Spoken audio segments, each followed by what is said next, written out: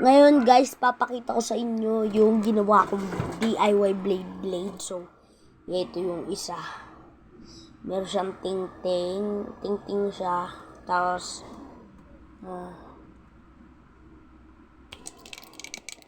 hindi siya ginaganon, sinisinulit siya. Ito.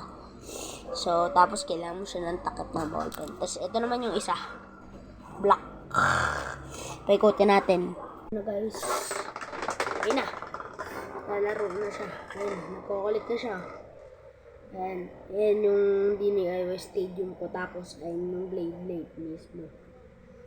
Ayun. Diba? Nakaigot siya guys. Ganito siya. Tali, tsaka sinulit, tsaka ito. Ayan. May start na siya. So, yung white naman. White. Yung kulay white. Bang! Nagwawala! Tining din. Ayan. Ang bilis. So,